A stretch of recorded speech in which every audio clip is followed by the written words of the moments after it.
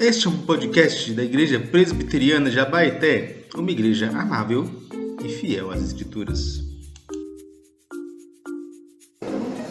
Lucas 9, 57 a 62.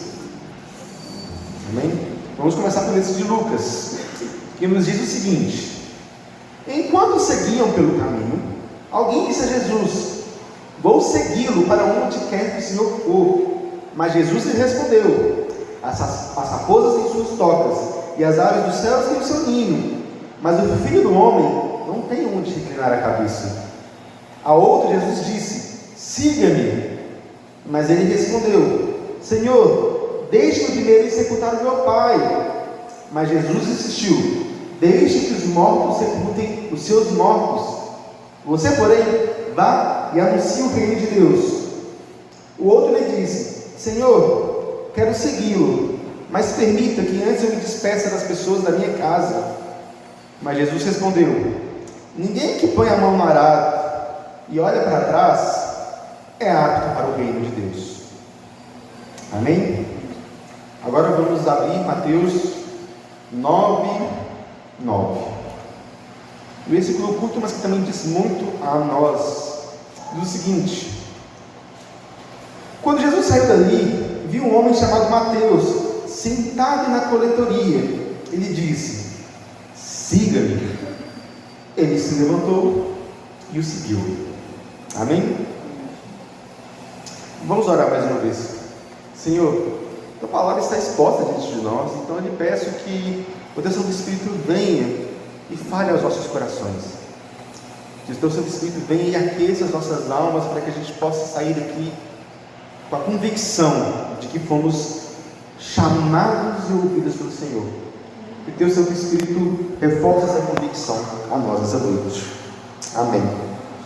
Meus irmãos, o problema é que eu acho que todo mundo enfrenta, todo mundo aqui já passou alguma vez na vida, é a tal da propaganda enganosa. Todo mundo aí já caiu numa propaganda enganosa. Todo mundo aí já caiu em alguma fake news, em alguma notícia que talvez seja falsa, comprou algum produto que talvez não servisse. A gente olha na internet, tem vários memes a respeito disso, né? O pessoal que compra aí roupa da China, já viu assim muito, né? Às vezes a pessoa compra um vestido, que aí chega lá, o vestido nas fotos é maravilhoso, mas quando chega aqui a pessoa abre, é uma porcaria. Ou então quando você vai no restaurante, você tem um cardápio, aí tem aquelas fotos bonitas, e você pensa: nossa, esse hambúrguer aqui deve ser maravilhoso, mas quando você come, o negócio é ruim demais, aí você fica frustrado. Por que a gente cai nesse... Por que isso é uma coisa que incomoda tanto a gente? A tal da propaganda enganosa. Porque quando a gente compra, a gente vai com aquela expectativa de que aquilo que nós estamos comprando é aquilo que nós imaginamos, e a gente então leva a expectativa lá em cima. Só que quando a gente então vê que aquilo que a gente tem não é exatamente aquilo que é oferecido, a gente cai aí num problema de que a gente se decepciona com aquilo. Quanto maior a expectativa, quanto mais aquilo que se promete, pior é a queda, não é? Mais a gente se decepciona com aquilo. Isso acontece porque a gente tem uma diferença entre a expectativa que se cria e a realidade que é cumprida. Nos dias de hoje, tem muitos irmãos, talvez não sejam irmãos, que fazem uma propaganda enganosa do próprio Evangelho de Deus. A gente tem por aí pessoas que fazem propaganda enganosa do Evangelho, que vendem um discipulado que não é o discipulado de Jesus, que querem pregar aquilo que não é o Evangelho de Jesus. Eles querem e eles prometem que andar com Cristo é fazer várias conquistas terrenas, é você prosperar na sua casa, prosperar no seu emprego, é você ganhar mais dinheiro. Mas diante dessas promessas vazias de bens materiais, a pessoa se frustra quando ela descobre que andar com Cristo é sim a maior promessa que nós podemos ter, mas ela não é uma promessa, um chamado para que a gente conquiste essas coisas terrenas. O chamado de Cristo é um chamado muito mais profundo, e Cristo é alguém que não faz propaganda enganosa. Jesus é alguém que nunca fez propaganda enganosa. Ele nunca prometeu rios de dinheiro. Ele nunca prometeu a prosperidade que o povo vende e mercadeja por aí. O Evangelho de Cristo, na verdade, é um Evangelho em que Ele faz promessas muito simples a nós. Ele faz promessa, como a gente meditou semana passada, de um grande tesouro. E quando Ele nos chama, Ele deixa isso bem claro para nós. Quando Ele nos chama, Ele nos deixa bem claro que aquilo que Ele está oferecendo para nós não é uma vida sem dor, não é uma vida sem luta, não é uma vida sem sofrimento, mas acima de tudo, o que Ele oferece para nós é uma vida com Ele. O que Ele oferece para nós é uma vida com Ele. Esse é o nosso tesouro, essa é a maior bênção que nós podemos ter. E esses dois textos que nós lemos nos falam a respeito disso. Esses dois textos que nós lemos nos falam sobre 4 homens. 3 homens no primeiro texto e um homem chamado Mateus, que nós sabemos que é o autor do Evangelho de Mateus, nesse texto, como esse 4º homem. Então nós temos esses 4 homens aqui diante de Jesus e diante do chamado de Jesus. E esses 4 homens, eles nos ensinam sobre o que está em jogo, de fato, quando nós estamos diante de seguir Jesus, ou diante desse chamado de Jesus, ou de como Jesus nos chama. A gente vai ver hoje, com a história desses 4 homens, que o chamado ao discipulado de Jesus é, acima de tudo, um chamado de renúncia. Um chamado de renúncia. E a gente vai ver isso em 3 partes à noite. A primeira coisa que a gente vai ver é a origem desse chamado. É como esses homens são chamados. Nesse texto de Lucas a gente tem Jesus Cristo caminhando com as pessoas. Jesus Cristo no caminho. É uma imagem muito bonita, porque mostra a nós que Jesus aparece a nós e está diante de nós, diante do nosso caminho, diante de uma travessia que nós estamos fazendo. E Jesus ensinava nesse caminho. Jesus estava ensinando. E a gente vê então essa conversa com esses 3 homens. E cada um desses homens são muito diferentes e muito parecidos entre eles.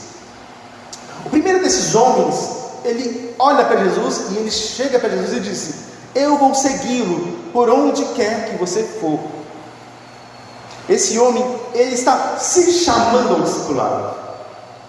A origem do discipulado para ele é ele mesmo, porque ele chega para Jesus e diz: eu quero te seguir. Mas o segundo homem, diferente do primeiro, que se chama, é um homem que ele é chamado por Jesus. O segundo homem, ele é chamado por Jesus. Jesus diz para ele: siga-me. E o que esse homem faz?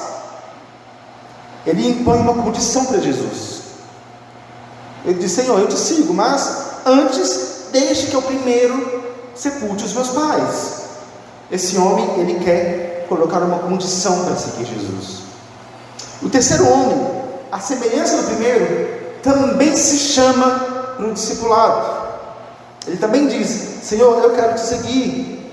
Mas ele também põe uma condição. Ele se chama para o discipulado e ele também se coloca uma condição e fala: Senhor, eu quero te seguir, eu vou te seguir. Mas antes deixe que eu vá me despedir da minha família. 3 homens que não entenderam o que de fato significa ser chamado por Jesus. 3 homens que não entenderam, que não compreenderam que eles não podem se chamar ao discipulado.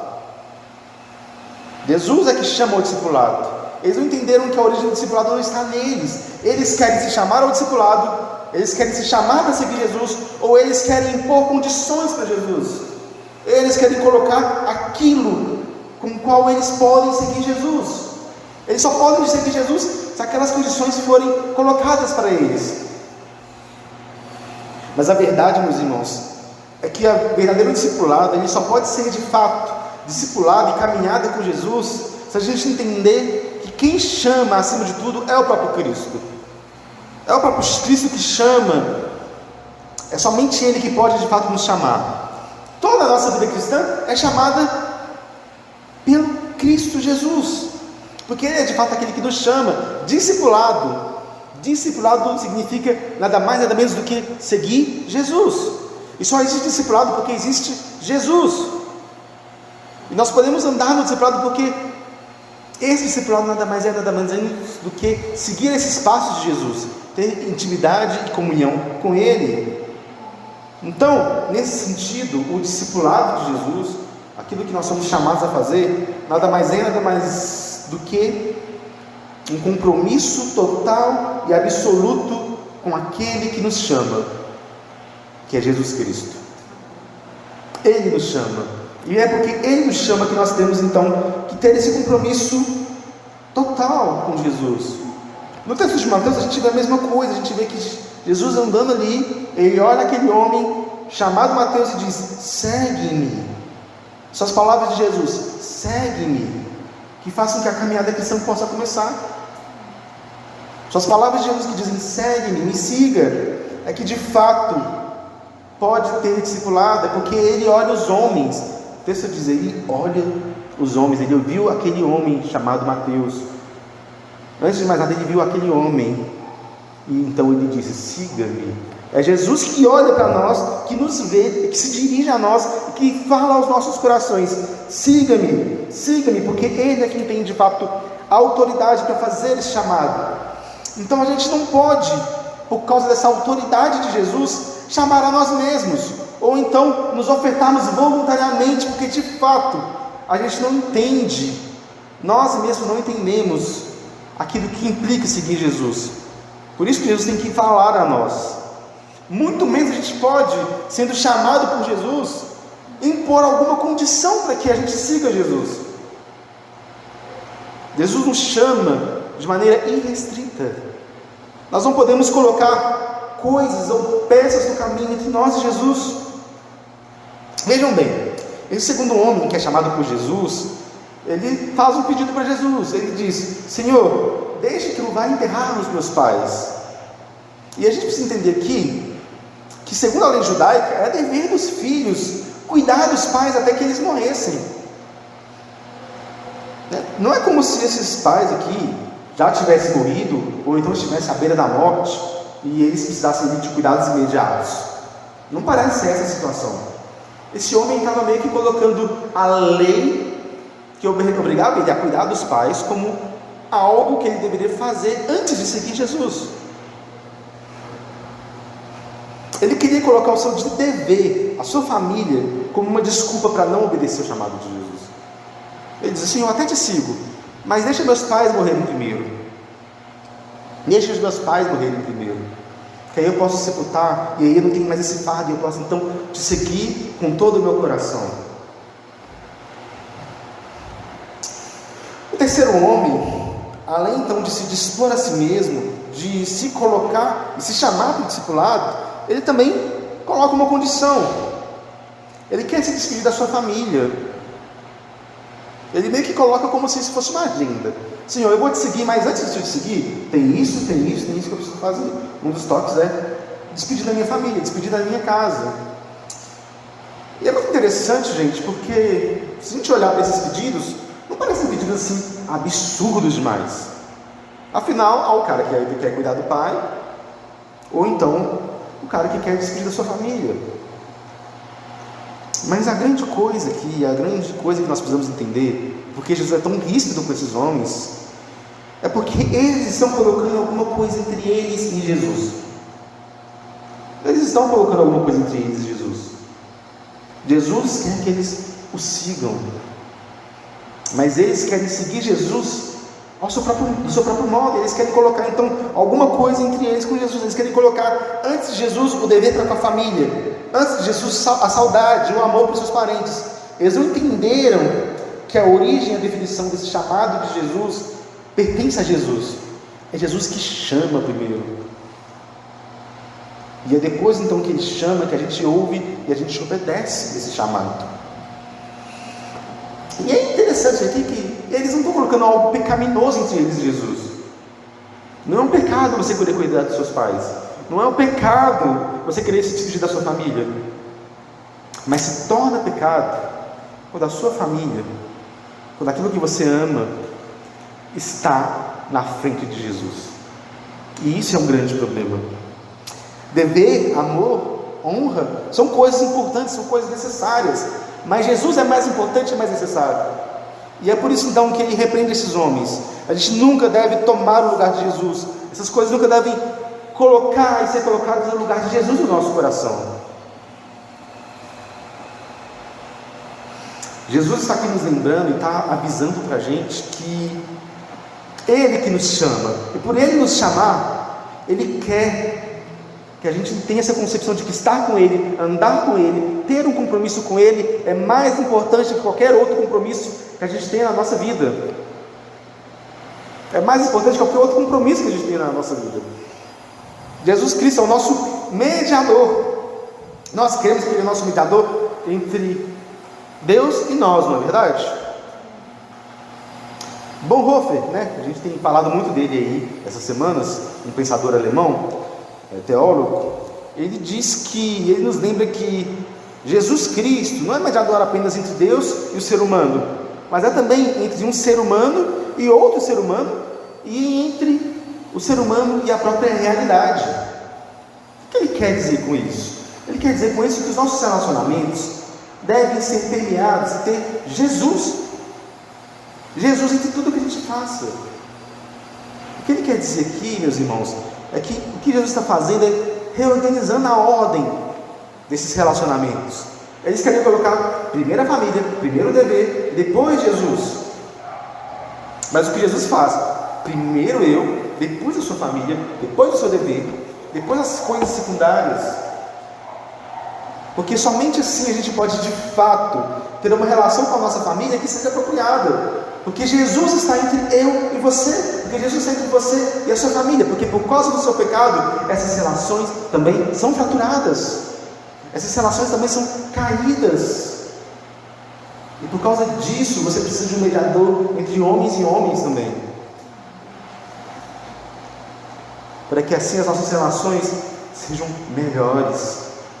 Porque Cristo está no meio delas. Isso significa o fato de estar unido com Cristo. Ele ressignifica o mundo a partir da nossa relação com Ele. E essa é a maior bênção que o discipulado tem para nós. O fato de que agora nossos valores, nossas ideias, a nossa vida é ressignificada diante de Jesus. Os discípulos querem colocar algo entre eles e Jesus, mas Jesus quer se colocar entre eles e o resto da vida deles. Isso precisa estar claro na nossa mente.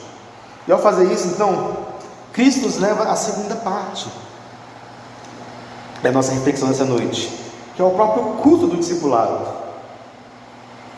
Nós temos então que Jesus é aquele que chama, e o discipulado só existe, a vida cristã só existe se Jesus nos chama, certo? Agora o que Jesus está nos mostrando aqui é que existe um custo para esse discipulado, e a gente vê isso em cada uma das respostas que Jesus dá a esses homens. Jesus faz deslumbrar de modo claro qual que é o custo envolvido no discipulado.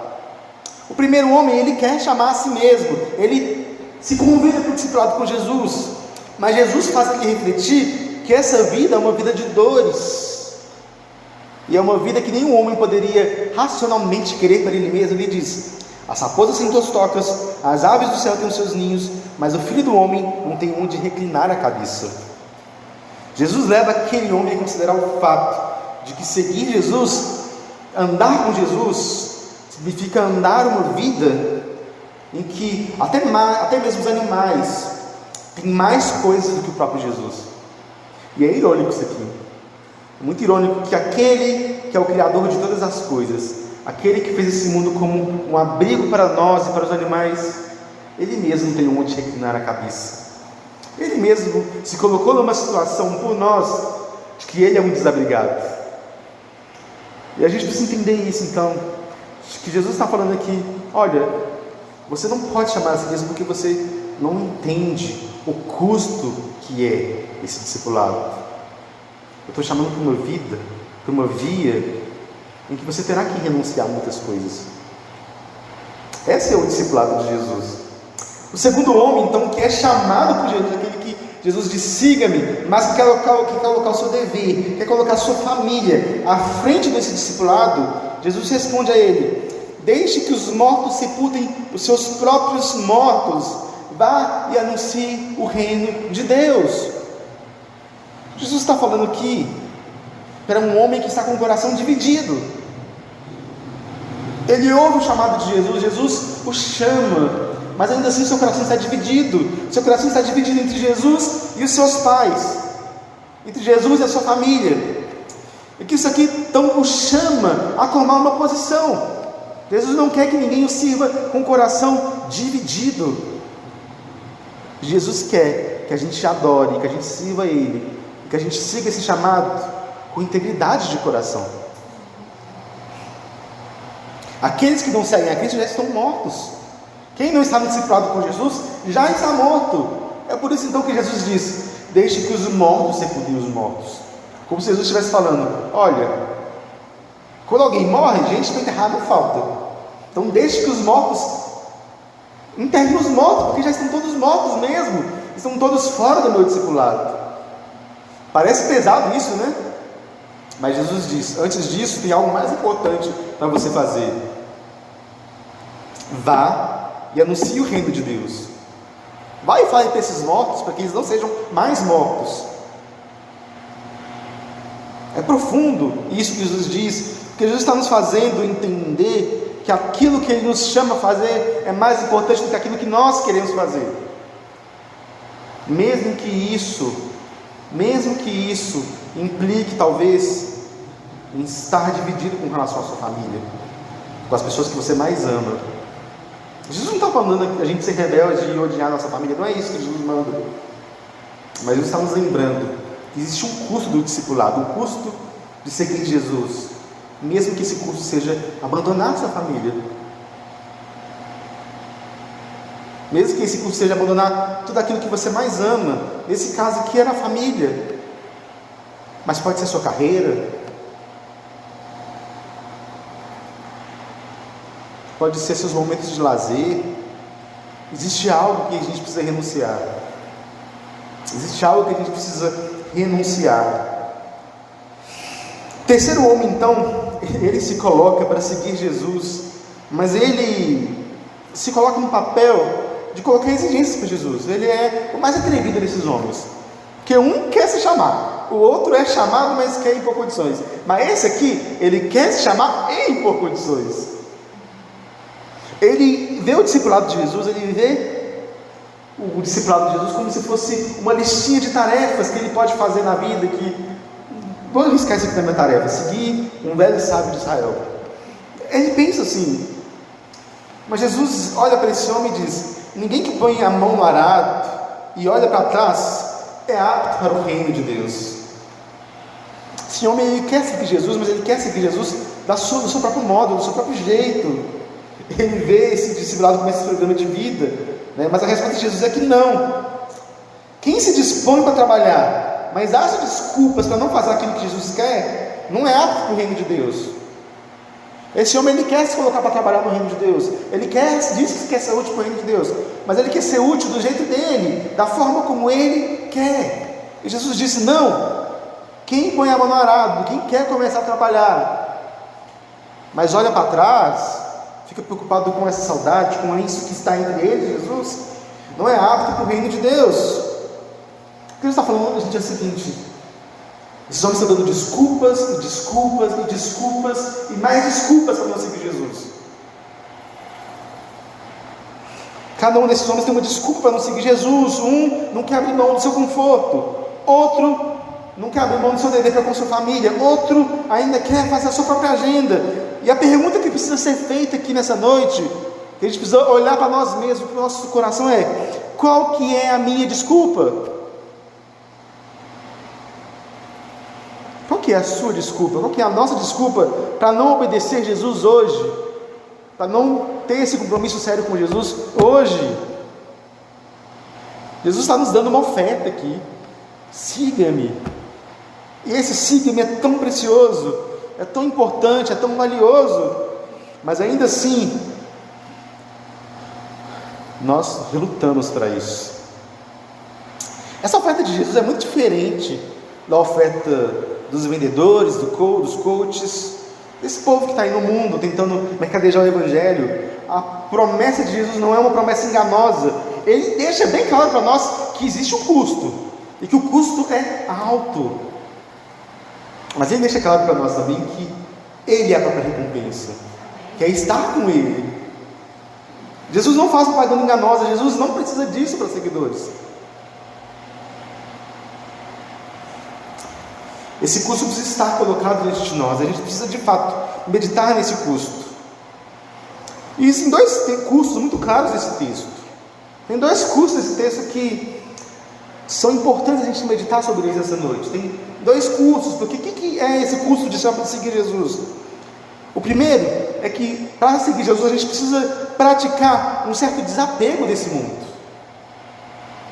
A gente precisa praticar um certo desapego desse mundo. E o outro é que a gente também deve desenvolver um certo amor sacrificial por Jesus. São dois lados da mesma moeda, talvez, esse curso do discipulado.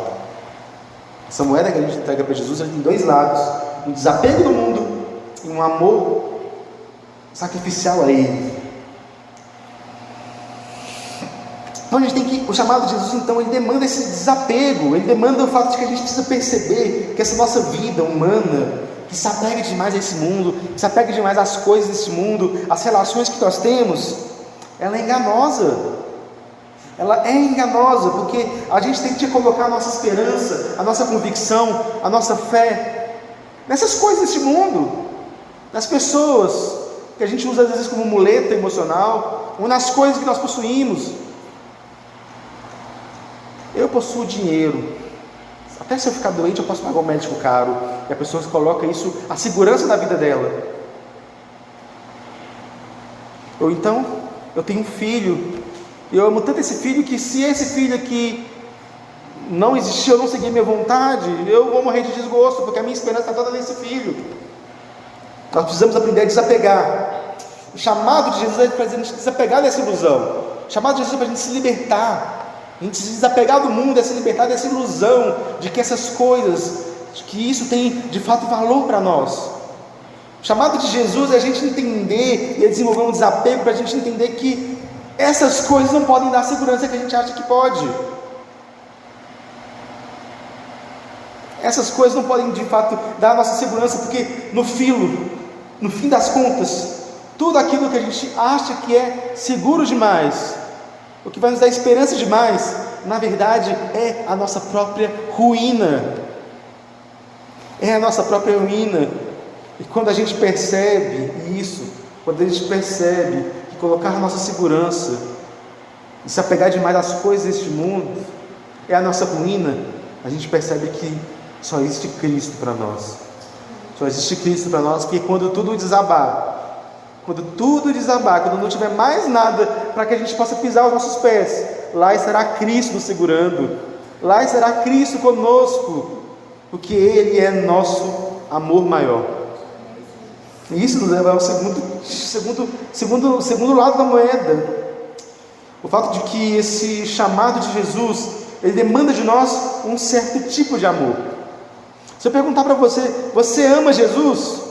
Talvez você vai dizer, sim, eu amo. Mas se eu te perguntar, você ama Jesus, você ama Deus, acima de todas as coisas? Acima de tudo mesmo? Acima da sua família, acima dos seus bens, acima dos seus amigos? O que você vai responder?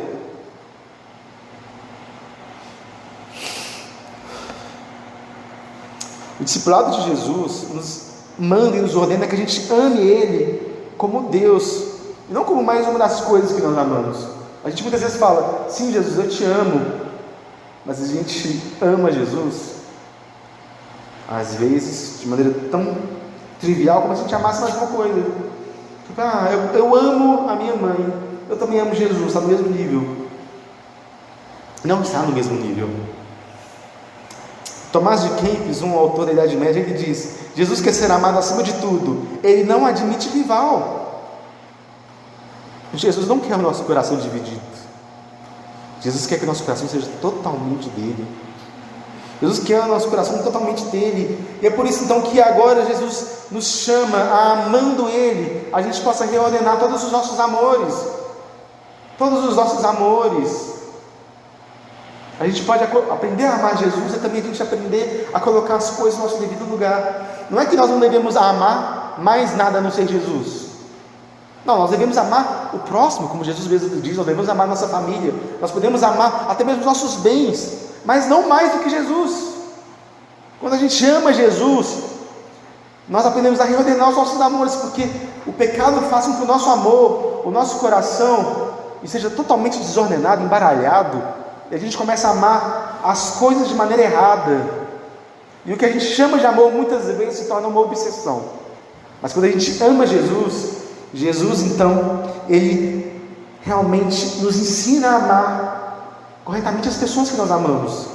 Ele faz com que a gente seja reordenado, reorganizado. Então a gente precisa amar Jesus, e depois amarmos a família, nossos amigos, nossas coisas. E é por isso então que o confronto de Jesus parece ser tão pesado. A gente pensa assim: nossa, o cara está pedindo para enterrar o pai, Jesus está falando para ele não fazer isso. Mas o que Jesus está fazendo aqui, gente, é realmente confrontando o nosso coração, que coloca as coisas de maneira desordenada. Jesus está realmente nos levando a reavaliar o nosso amor por Ele, e isso faz então a gente sondar o nosso coração, porque é tão difícil na nossa vida. A gente percebe que muitas vezes a gente não ama Jesus como Ele merece ser amado.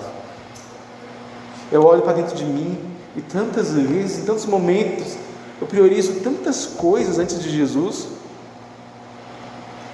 Eu priorizo tantas coisas antes de Jesus, e aí eu olho para mim mesmo e eu vejo o quão difícil é isso. A gente despreza tanto Jesus muitas vezes, nosso coração às vezes coloca tantas coisas antes de Jesus, e eu penso: maldito é o nosso coração dividido, maldito é o meu coração que está dividido, mas graças a Deus que Cristo nos chama, graças a Deus que Ele nos chama, e todos os dias a gente pode ouvir o chamado dEle, e a gente pode correr para Ele, e Ele pode reorganizar a nossa vida, Ele pode reorganizar o nosso coração e nos direcionar novamente para Ele.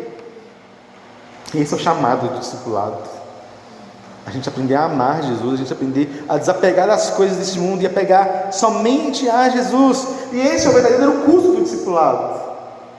Esse é o verdadeiro custo que está diante de nós, que nós devemos avaliar. Vale a pena? Vale a pena seguir Jesus? Isso nos leva à terceira parte desse sermão, que existe uma resposta adequada para o chamado de Jesus. Vale a pena seguir Jesus, porque existe de fato essa resposta adequada.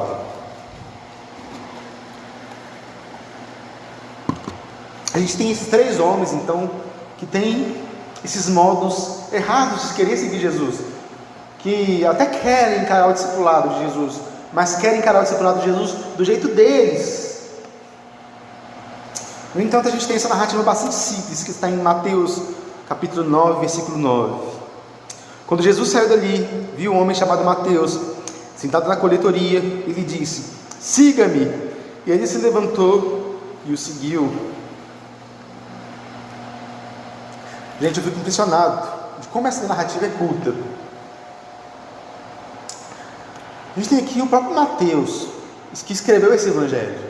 O próprio discípulo de Jesus escreveu esse evangelho. Eu fico pensando: se eu fosse um discípulo de Jesus, tivesse a oportunidade de escrever um evangelho, eu ia descrever o meu encontro com Jesus de uma maneira tão detalhada e gloriosa, e falar aquilo que Jesus fez na minha vida, e querer contar isso para todo mundo. Mas Mateus, ele aqui é simples, ele é sucinto, e isso me choca bastante, porque parece que Mateus aqui não quer contar tanto a sua própria vida. Já viu aqueles testemunhos que a pessoa ela começa a contar a própria vida dela, e aí ela passa, sei lá, 1 hora falando de tudo aquilo que ela fazia de pecado no passado, e das tragédias que aconteceu na vida dela e tal, e aí Jesus aparece e aí acaba.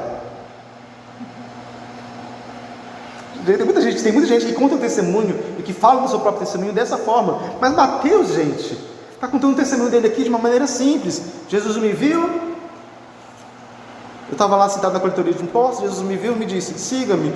Eu levantei e eu segui. É uma simplicidade que me choca, porque me faz ver então como esse chamado para o discipulado e como essa resposta tem que ser simples no nosso coração.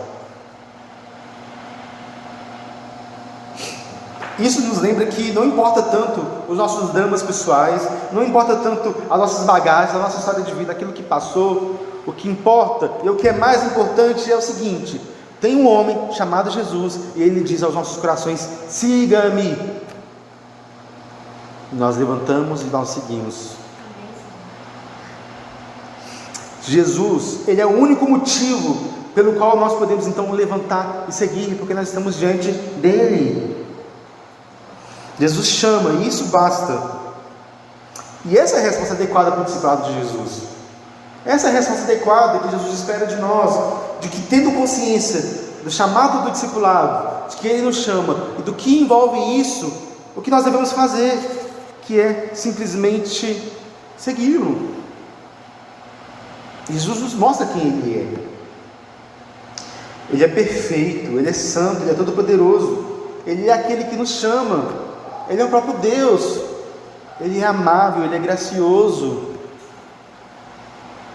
ele cuida de nós, ele quer fazer paz entre nós e Deus. Como não segui-lo? Como não seguir esse Jesus? É impressionante o quanto que a gente não sabe, o quanto Mateus sabia de Jesus antes desse momento.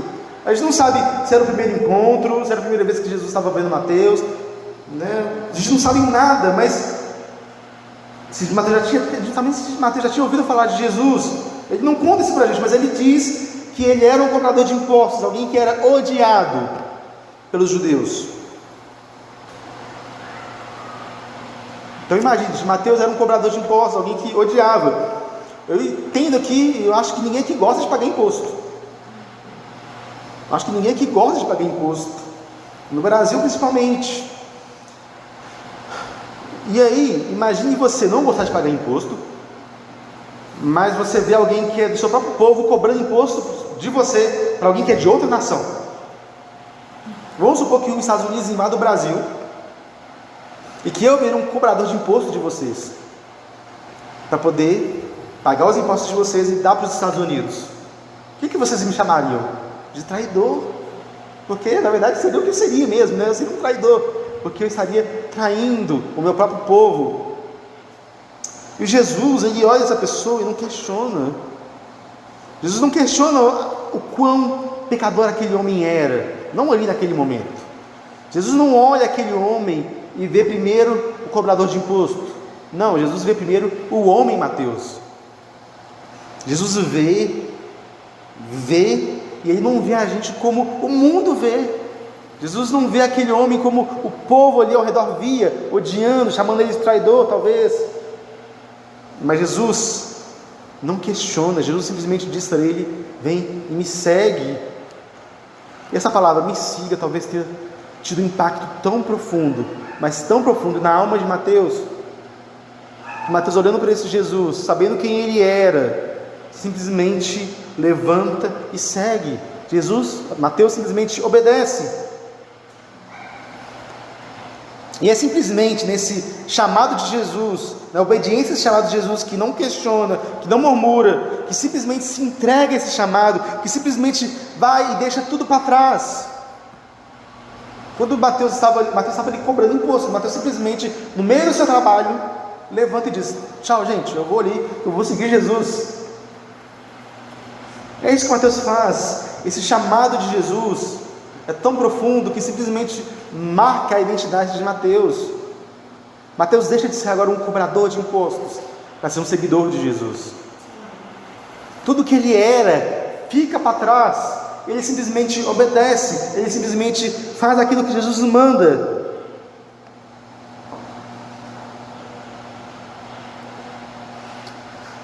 Seguir Jesus é um ato de fé, mas é também um ato de obediência. Seguir Jesus é um ato de fé, mas é também um ato de obediência.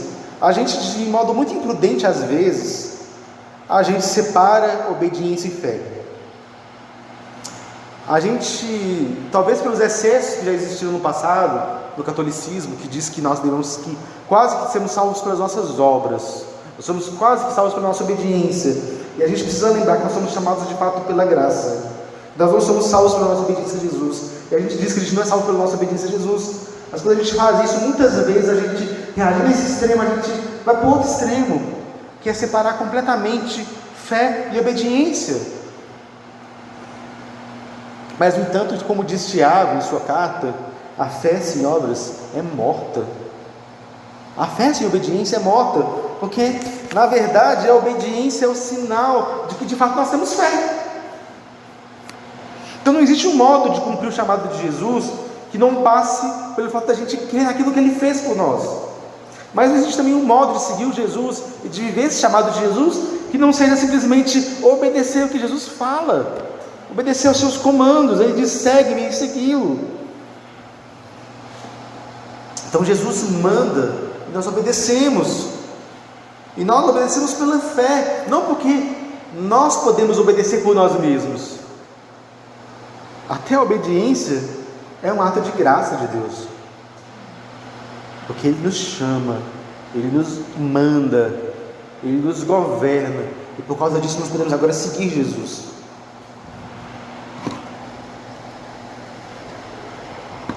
A obediência ao chamado de Jesus não é uma obra externa, ela é antes uma resposta de fé. Nós devemos viver agora em obediência a Jesus, seguindo os seus passos, seguindo os seus caminhos, para onde quer que Ele nos mande, para onde quer que Ele nos governe. Nós devemos viver em santidade, porque Jesus manda, e pela fé nós obedecemos.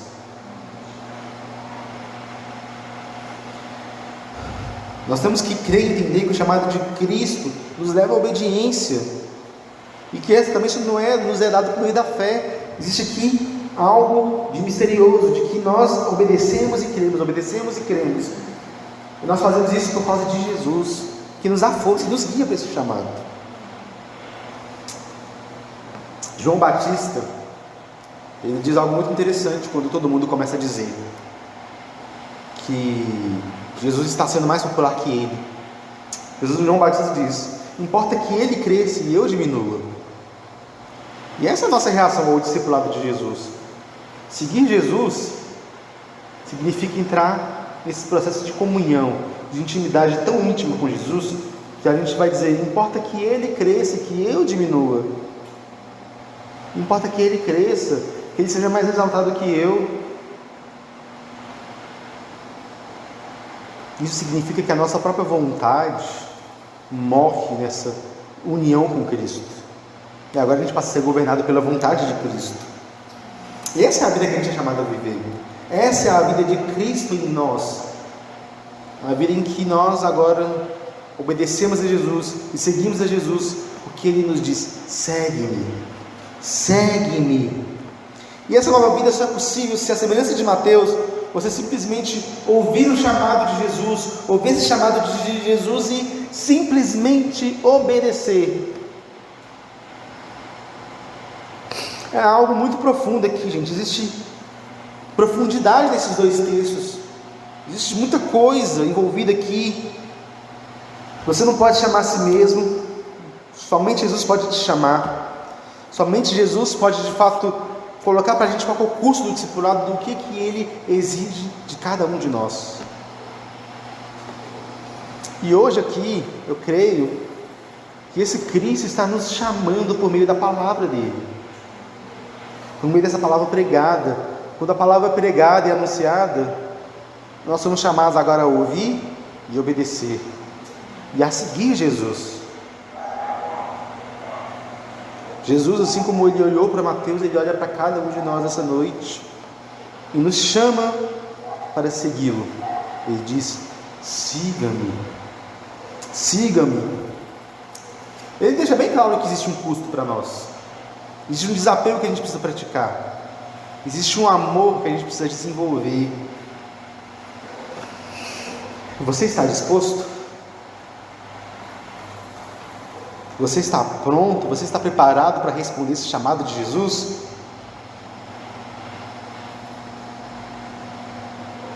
Se você estiver, então faça como Mateus. Levante, abandone tudo e siga Jesus. Oremos. Senhor, meu Deus e Pai, nós estamos aqui diante desse chamado grandioso do Senhor, ó Pai. Esse chamado que está diante de cada um de nós. Ó Deus, muito obrigado, porque o Senhor nos chamou, o Senhor nos chama diariamente para seguir a Cristo, ó Pai. Ó Deus, Faça com que cada um de nós possamos, avaliando os custos, abraçar o Teu Filho amado pela fé, ó Pai.